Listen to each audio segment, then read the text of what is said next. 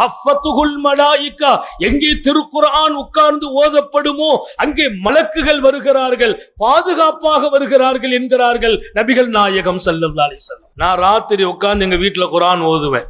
இப்பமல்ல, 30-35 ஆண்டுகளாக தஹஜ்ஜத்தில் எல்லாம் 3 ஜுசு 5 ஜுசுக்கள் எல்லாம் ஓதுற பழக்கம்.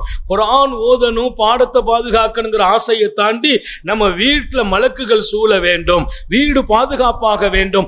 மலக்குகள் நம்முடைய வீட்டு பாதுகாக்கிறாங்க. இப்ப நம்ம வீட்டுல இல்ல, நம்ம பிள்ளைங்களை குர்ஆன் உடையவர்களாக ஆக்கினேன், என் பிள்ளைகளை குர்ஆன் உடையவர்களாக ஆக்கினேன். எனக்கு ஒரு பெரிய பாதுகாப்பு. நான் வந்துட்டாலும் பிள்ளைங்க குர்ஆன் ஓதிட்டு இருக்கிறாங்க, பிள்ளைங்களுக்கு நிக்கா செய்து அவங்க போவாங்க வருவாங்க. இன்னொரு ஆசை வந்துச்சு, வீடு திருக்குர்ஆன் எப்போது ஓதப்படணும். எங்களுடைய வீட்டை ஒரு பகுதியை மதரசாவாகவே ஆக்கினோம். நிஸ்வான் கிட்டத்தட்ட 100 மாணவியர்கள் ஓதி இன்னைக்கு பல மாணவியர்கள் ஆலிமாக்களாக உருவாகி வெளியில போறாங்க.